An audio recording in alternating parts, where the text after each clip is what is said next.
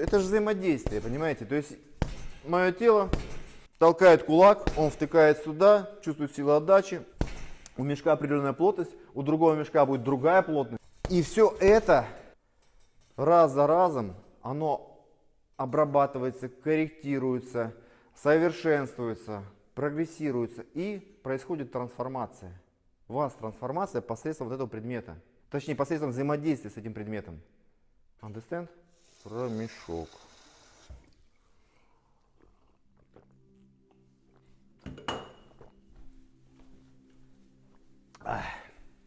Что, снимаешь уже, да? Молодец. Ну хорошо, снимай. Итак. Да, вот сюда. Ага. Все, друзья, всем привет. Сегодня я вам расскажу, как на самом деле работать с боксерским мешком.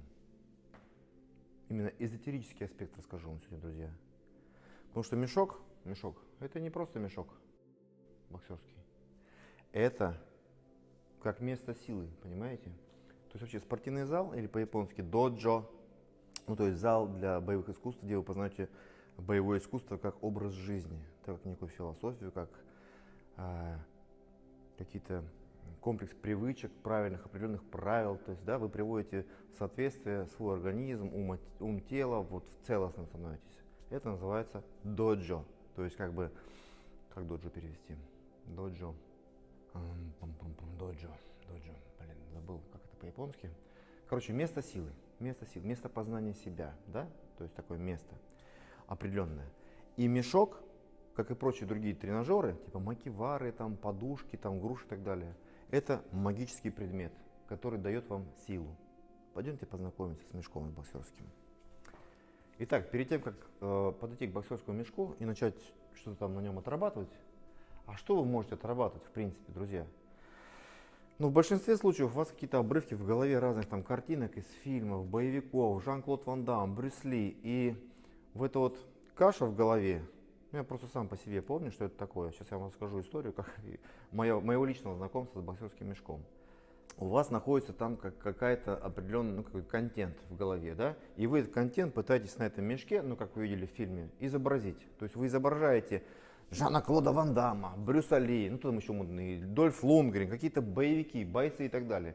И вы хотите сразу же так же сильно ударить этот мешок, чтобы это было так, как на картинке, как в кино. Но это, ребят, так не работает. Понимаете? Это не отдельный объект. И вы не Жан-Клод Ван Дамм.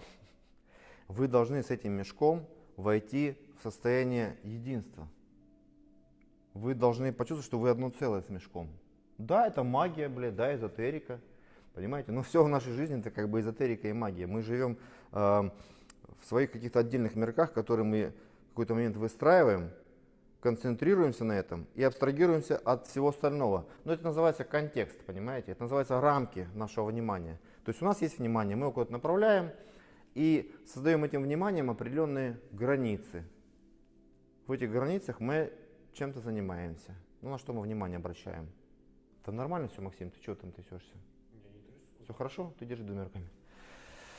Поэтому, друзья, прежде чем начинать работать с мешком и плодотворно получать от этого взаимодействия какую-то пользу, какое-то благо, вы должны с этим мешком войти в некий, как бы сказать, ну, духовный контакт, понимаете? То есть попросить у мешка, чтобы он наделил вас силой, понимаете? То есть любое препятствие, которое вы преодолеваете, оно дает вам силу, оно дает вам энергию. И этот мешок, ну, станьте немножко ребенком, друзья, то есть не стесняйтесь. Вы должны создать союз с этим мешком. Знаете, как вот с деревом обниматься? Вы можете подойти сначала, вот, перед тем, как его убить, познакомьтесь с мешком. Обнимите мешок, обнимите вот так вот мешок. Одной стороной, другой стороной, так прислонитесь к нему. Потрогайте вот его, пощупайте, какой он твердый, какой он или мягкий, какой он плотности, какого он веса. Покачайте его вот так вот. Да? Просто покачайте. То есть прежде чем бить мешок, поймите, что это такое. Это магический объект, который поделится с вами своей силой и научит вас очень многому в этой жизни, как взаимодействовать с предметами. То есть мы же живем в мире форм, и это тело это тоже форма, это тоже определенная форма. определенной плотности, определенные характеристики имеет. И вы так вот бездумно подходите его и бить, ну, ребят, как минимум это будет травматично. Вы себе просто травмируете там запястья, пальцы, там все повыбиваете и все. И никакого удовлетворения вы от этого не получите. Такое долгое вступление, да, Макс? Но это очень важный момент. То есть вы должны создать свой как бы узенький такой узкий мирок. Смотрите, вы приходите в спортивный зал, в боевых искусств, там, боксерский зал и так далее. Вот висит мешок. Не подходите к нему бездумно, да, то есть сначала пощупайте, потрогайте, обнимите, потолкайте его, да, вот постойте, там, попадайте его башкой, не бейте в полную силу, потом дальше, смотрите, начинайте легонечко, вот просто потычьте его кулаком, если вы собираетесь бить кулаком, потычьте его кулачком, никакой силы не должно быть, место силы, вы должны относиться к этому с уважением, то есть к этому месту, к этому мешку. Дальше, что вам поможет работать, когда вот кругом в боксерском зале народ, где-то там кто-то у зеркала работает, кто-то на скакалке прыгает, там тренер там кого-то гоняет и так далее, так далее. Кругом шум, гам. И это очень сильно отвлекает. Вы не сможете сконцентрироваться на работе с мешком, если вы будете как бы, ну вот, на себя смотреть со стороны. Типа, а как я выгляжу, не такой, ну, как, я какой-то смешной, я какой-то неуклюжий, я какой-то там неловкий и так далее, так далее. Вы должны абстрагироваться, этого ничего нет, есть только вы и есть Его Величество мешок боксерский. Рассказываю историю, забыл. В свое время, когда я занимался карате, ну так достаточно уже плотненько, там, где-то как раз в те времена, когда, по-моему, ну, я там стал чемпионом клуба, даже у нас там раз в год проводились эти самые чемпионат клуба по кумите. Вот, я там как-то стал чемпионом клуба даже. Крутые были времена. Вот. Но я даже в то время не понимал, что такое мешок боксерский. То есть реально, да, там, ну что мы там работали по воздуху, там на лапах, да на макеварах, ну, каратистские такие штуки. И тут мешок появился у нас. И я вообще не понимал, что с ним делать. Я вообще не чувствовал. То есть я вот что-то вроде бы бил, и получалось, что я как бы сам по себе, и мешок сам по себе. Вообще никакой связи, никакой целостности не было между нами. Понимаете? Это история долгой любви. Так вот, да, вы должны войти вот в какой-то тесный контакт с мешком, какой-то очень, ну, подружиться что ли с ним. Понимаете? Он вам не враг. Это не какой-нибудь там киношный злодей, которого бьет ваш там любимый киногерой. Нет, это мешок для того, чтобы вы на нем тренировались, чтобы вы на нем оттачивали все свои удары. А для этого нужно его сначала прочувствовать, идти от простого к сложному, принцип постепенности и так далее, так далее. То есть, ну реально здесь как бы какая-то мистика есть, да? Я не чувствовал мешок, пока я не стал с ним работать. Потихонечку, помаленечку. Ну, если бы я раньше это знал, я бы, наверное, давно бы уже этот мешок, у нас были бы больше, так сказать, время сотрудничества такого плодотворного. Сейчас мы с мешками, с боксерскими, ну, опять же, видите, они разные, это же разные породы мешки. Вот. И ни в коем случае не называйте боксерский мешок грушей. Вот. Это очень оскорбляет мешок. Это мешок, это heavy bag. Это не груша. Мешок не похож на грушу. Так, мешочек. Что там дальше делать? Значит, вы его обняли, потолкали его, попихали. И вот спокойненько начинаете работать. Стали стоечку, оп, пошли. Вот, легко, легко. Прямые удары, да, там, сбоку. Снизу можно ударчики, вот здесь вот побить.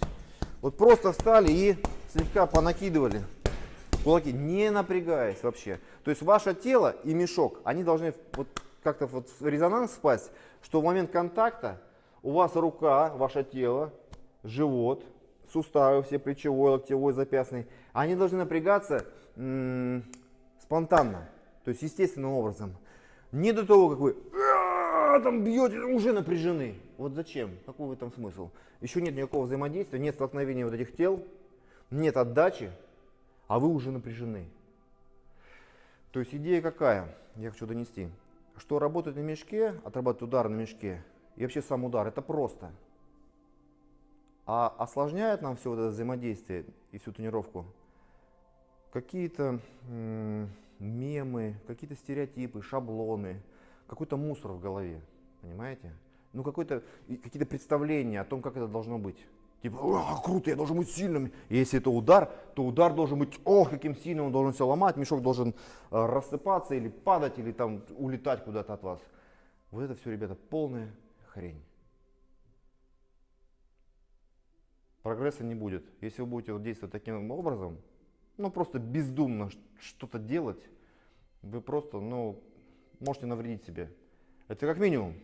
А как максимум просто ничего не получится. Я к тому, что убирайте все лишнее, опустошите свой разум, как говорят ребята из дзен-буддизма, и просто делайте свою работу вот в этом мирке. Можете даже попросить мешок, чтобы он дал вам силы. Да? Мешок, дай мне с тобой поработать. Легко, аккуратно, приятно. Таким образом, это становится динамической медитацией, и вы абстрагируетесь от окружающей обстановки. И вот в этом-то как раз континууме вашего сознания, да, вы становитесь мастером. Когда вы отвлекаетесь от вот всего внешнего, выбрасываете из головы все ненужное, и больше ничего нет, кроме пути кулака. Да? То есть вот он, прямой, короткий, кулачок здесь, кулачок здесь. Пусть ваше тело напрягается самостоятельно в момент контакта. Не надо делать это заранее. Видите, мешок вас всему научит. Вы бросаете руку свободно, расслабленно, смотрите, расслабленно, по короткой траектории, по правильной траектории. И в момент контакта ваше тело само напряжется. Оно сделает выдох, оно сократит мышцы. И пусть это выглядит как бы со стороны смешно, но вы не знаете об этом, как это выглядит со стороны. И вам это не нужно знать. Потому что все эти знания, они все условны, они все не объективны.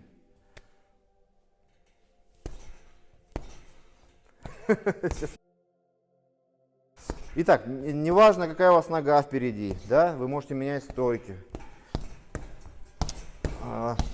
Если просто говорить, это все не отрицает, конечно же, правильной техники, работы с тренером и так далее, так далее.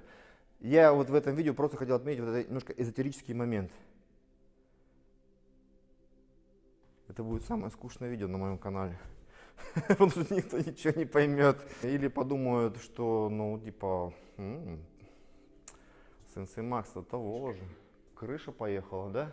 Нет, ну делать не в мешке даже. Делать, ну, может также работать с макиварой, с грушей, Макс, это не имеет значения. Смысл в том, что с чем бы вы ни работали, вы не должны отстраняться от этого. Вы должны создать с этим, ну, вот с этим предметом, с этим объектом какую-то целостность.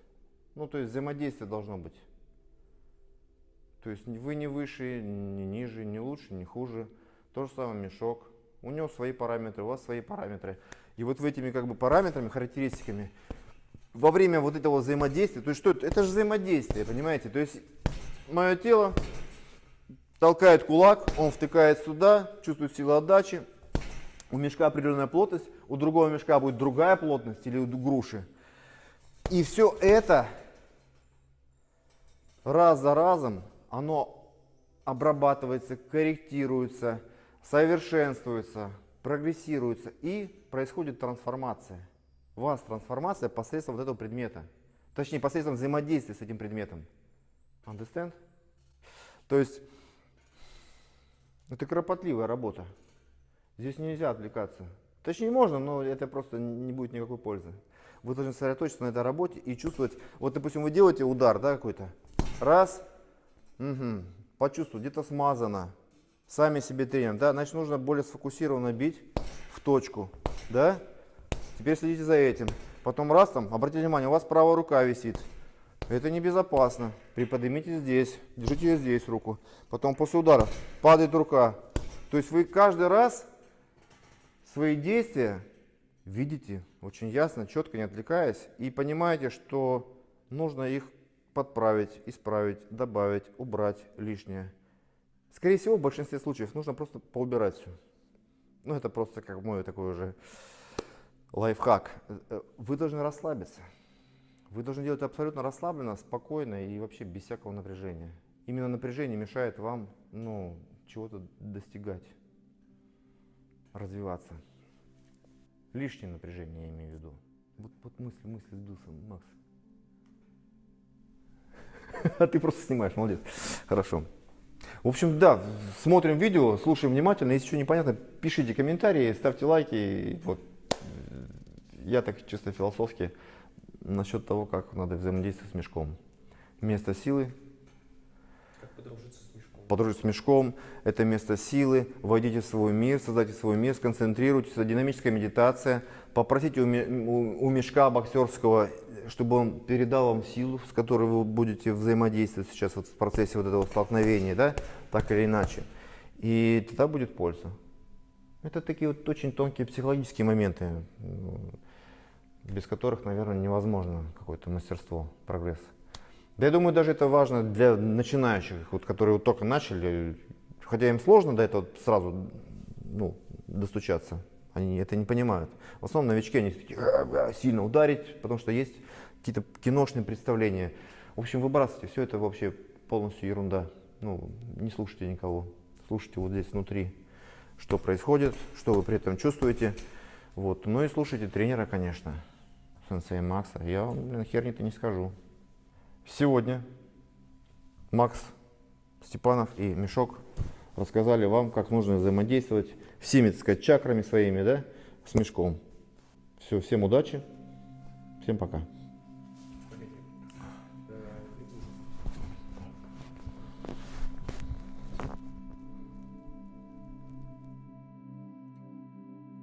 Убирайте все лишнее,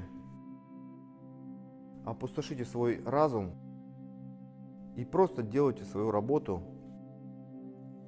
Таким образом, это становится динамической медитацией.